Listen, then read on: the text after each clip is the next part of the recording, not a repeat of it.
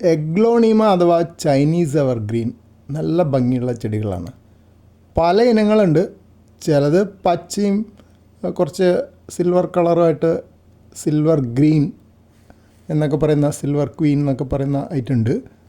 ഇത് ചുവപ്പ് രാശിയും പച്ചയും സ്വല്പം മഞ്ഞയും ചെറുതായിട്ട് വെള്ളമൊക്കെ ഉള്ള ഒരു ഐറ്റമാണ്. അത്യാവശ്യം വെയിലുള്ളിടത്താണ് വെച്ചിരിക്കണേ. ഇതുവരെ അങ്ങനെ ഇല കരിഞ്ഞു പോയിട്ടില്ല. സാധാരണ അങ്ങനെയല്ല വേണ്ടത്. എഗ്ലോണിമ വളർത്തുമ്പോൾ ശ്രദ്ധിക്കേണ്ട ചില കാര്യങ്ങളുണ്ട്. ഇത് ഇൻഡോർ പ്ലാന്റായിട്ടും വളർത്താവുന്നതാണ്. കഠിനമായ നേരിട്ടുള്ള വെയിൽ ചെടിക്ക് ഇഷ്ടമല്ല. ഇവിടെ പല ചെടികളുടെ ഇല കരിഞ്ഞു പോയിട്ടുണ്ട്. ഇതിൻ്റെ കരിഞ്ഞു പോയിട്ടില്ല എന്ന് മാത്രം. ഇത് വേറൊരു വെറൈറ്റി ആയതുകൊണ്ടാണെന്ന് തോന്നുന്നുണ്ട്. അപ്പോൾ തണലുള്ള സ്ഥലത്തോ അല്ലെങ്കിൽ വീടിനുള്ളിൽ വെളിച്ചം കിട്ടുന്ന ജനലിൻ്റെ അടുത്താണ് വെക്കേണ്ടത്. ഇലകളിൽ കൂടുതൽ നിറങ്ങളുള്ള വെറൈറ്റികൾക്ക് അല്പം കൂടുതൽ വെളിച്ചം ആവശ്യമാണ്. ഒരുപക്ഷെ അതായിരിക്കാം ഇത് കുറച്ച് വെയിലുള്ളിടത്തായിട്ടും എൻ്റെ ചെടി വലുതായിട്ട് കുഴപ്പമുണ്ടായിട്ടില്ല.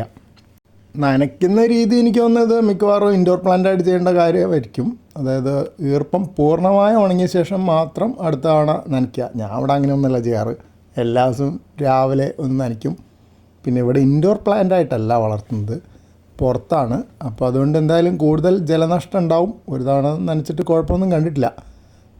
അമിതമായി വെള്ളം ഒഴിക്കരുത്, അതില്ല. നമ്മൾ കുറച്ച് വെള്ളമൊക്കെ തന്നെ ഒഴിക്കുകയുള്ളൂ. ചെടിച്ചട്ടിയിൽ നിന്ന് ഒരുപാട് ഒലിച്ചു പോകുമല്ലോ, അല്ലെങ്കിൽ ചെടിച്ചട്ടിയുടെ അടിയിൽ ദ്വാരം ഉണ്ടല്ലോ. അപ്പോൾ അതുകൊണ്ട് വെള്ളം വേസ്റ്റ് ആക്കാതിരിക്കാൻ കുറച്ചേ നനയ്ക്കാറുള്ളൂ. കൂടുതൽ നനച്ചാൽ വേര് ചെയ്യലിന് കാരണമാകും. ആഴ്ചയിൽ 1-2 തവണ നനച്ചാൽ മതി എന്നാണ് പറയണേ. പക്ഷേ ഇവിടെ ഞാൻ അങ്ങനെയല്ല ചെയ്യുന്നത്. പിന്നെ മണ്ണ് വെള്ളം കെട്ടി നിൽക്കാത്ത തരത്തിലായിരിക്കണം. നമ്മൾ കോക്കോ പീറ്റ് അല്ലെങ്കിൽ ചകിരിച്ചോറ്, മണൽ, പെർലൈറ്റ്, ഉണങ്ങിയ ചാണകപ്പൊടി ഒക്കെ കലർത്തിയ പോട്ടിംഗ് മിക്സ്ചറാണ് സാധാരണ ഉപയോഗിക്കാൻ നല്ലതെന്നാണ് പറയുന്നത്. അപ്പോൾ അതിൽ പെർലൈറ്റ് എന്താണെന്നല്ലേ, അത് വോൾക്കാനിക് ഗ്ലാസ് ആണ്. ഒരു തരം ധാതുവാണ്. ഭാരക്കുറവും വെള്ളം പിടിച്ചു നിർത്താനുള്ള കഴിവുണ്ട്. മണ്ണിൽ വായു സഞ്ചാരം വർദ്ധിപ്പിക്കാനും സഹായിക്കും. അതുകൊണ്ട് പോട്ടിംഗ് മിക്സുകളിൽ സ്ഥിരമായിട്ട് ഉപയോഗിക്കുന്ന സാധനമാണ്. ഇവിടെ നമുക്ക് വേണമെന്നുണ്ടെങ്കിൽ നഴ്സറിയിൽ നിന്ന് കിട്ടണമെങ്കിൽ അത് ഉപയോഗിച്ച് കണ്ടിട്ടില്ല. ഹൈഡ്രോപോണിക്സിൽ ഉപയോഗിക്കാമെന്ന് പറയുന്നുണ്ട്. പിന്നെ ഓൺലൈനായിട്ട് വാങ്ങാൻ കിട്ടും. ഞാൻ ആമസോണിൽ നോക്കിയപ്പോൾ ഒരു 200 രൂപയുടെ താഴേക്കുള്ളൂ 250 ഗ്രാം പെർലൈറ്റിന്. ഞാൻ ഉപയോഗിച്ച് നോക്കിയിട്ടില്ല ഇതുവരെ. ചെടിയുടെ വളർച്ച ഘട്ടത്തിൽ പ്രത്യേകിച്ച് മഴക്കാലത്തിന് മുമ്പും ശേഷവും ജൈവവളങ്ങൾ നൽകാം. ഞാൻ ഇവിടെ ജൈവവളം ആദ്യത്തെ പോട്ടിംഗ് മിക്സിലുള്ളത് മാത്രമേ കൊടുക്കാറുള്ളൂ. പിന്നെ മൾച്ചിങ്ങിന് കുറച്ച് ഉണങ്ങിയയിലൊക്കെ മുറിച്ചിടും അതിൻ്റെ കടക്കിൽ. അല്ലാതെ വേറെ ജൈവവളം ഇപ്പോൾ കൊടുക്കുന്നില്ല. NPK 19-19 മിക്സ്ചർ ഉണ്ടല്ലോ, രാസവളം. അത് വെള്ളത്തിൽ കലക്കി മാസത്തിലൊരിക്കൽ ഇലകൾ ഉണ്ടാകുമ്പോൾ ഇലകളുടെ മുകളിൽ തളിച്ചു കൊടുക്കുക. അതിന് ഫോളിയാർ ഫെർട്ടിലൈസേഷൻ എന്നാണ് പറയണത്. അത് ഞാൻ ഇടയ്ക്ക് ചെയ്യാറുണ്ട്. ഞാൻ ചെടികളുടെ കടക്കിൽ ഒഴിച്ചു കൊടുക്കാറുണ്ട്. ചിലപ്പോൾ അത് കൃത്യമായ കണക്കിലൊന്നുമല്ല. ആഴ്ചയിലൊരിക്കൽ, ചിലപ്പോൾ 2 ആഴ്ചയിലൊരിക്കൽ, ചിലപ്പോൾ മാസത്തിലൊരിക്കൽ.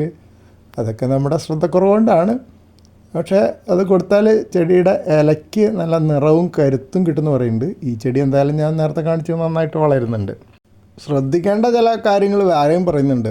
ഇല വൃത്തിയാക്കൽ. ഇലകളിൽ പൊടി അടിഞ്ഞുകൂടുന്ന ചെടിയുടെ ആരോഗ്യത്തെ ബാധിക്കും.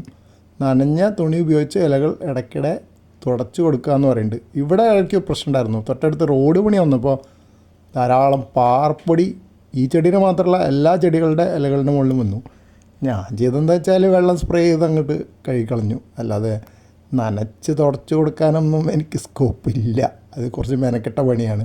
ഒരു പക്ഷേ അത് 1-2 ചെടികൾ ഇൻഡോർ പ്ലാന്റായിട്ട് വളർത്തുന്നവർക്ക് വേണ്ടിയായിരിക്കും ആ നിർദ്ദേശം പറഞ്ഞിരിക്കുന്നത്. ഇവിടെ ഇൻഡോർ പ്ലാന്റായിട്ടല്ല വളർത്തുന്നത്.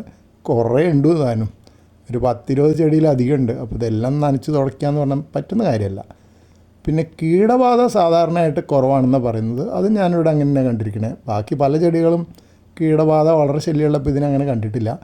എന്നാലും മീലി ബഗ്സ് ഉണ്ടോ എന്ന് ശ്രദ്ധിക്കണം എന്ന് പറയുന്നുണ്ട്. വേപ്പെണ്ണ മിശ്രിതം അതിന് പരിഹാരമെന്നും പറയുന്നുണ്ട്. ഞാൻ വേപ്പെണ്ണ മിശ്രിതം ഒഴിച്ചു കൊടുത്തിട്ടുണ്ട് ചിലപ്പോഴൊക്കെ. പക്ഷെ അധികം ഒരു കുഴപ്പം കാണാത്തതുകൊണ്ട് അങ്ങനെ അധികം ഉപയോഗിക്കാറില്ല. പിന്നെ വേറൊരു കാര്യം, വളരെ ശ്രദ്ധിക്കേണ്ട കാര്യം, പ്രത്യേകിച്ച് ഇൻഡോർ പ്ലാന്റായിട്ട് വളർത്തുമ്പോൾ ഇതിൻ്റെ ഇലകൾ കടിച്ച് ചവച്ചാൽ ദോഷമാണ്. വളർത്തുമൃഗങ്ങൾക്കും കുട്ടികൾക്കും ഹാനികരമാണ്. നമുക്കും ഹാനികരം തന്നെയാണ്. പിന്നെ നമ്മളെടുത്ത് കടിക്കില്ലല്ലോ. അതിനാൽ വളർത്തുമൃഗങ്ങൾക്കും കുട്ടികൾക്കും എത്താത്ത സ്ഥലത്തായിരിക്കണം വയ്ക്കുന്നത്. മുറ്റത്തിപ്പോൾ നിവൃത്തിയില്ല, കുട്ടികളെ ശ്രദ്ധിക്കുക നിവൃത്തിയുള്ളൂ. മുറ്റത്തിപ്പോൾ അത് ആകാശത്ത് കയറ്റി വയ്ക്കാൻ പറ്റില്ലല്ലോ. പിന്നെ ഇവിടെ വളർത്തുമൃഗങ്ങളില്ലാത്തതുകൊണ്ട് കുഴപ്പമില്ല.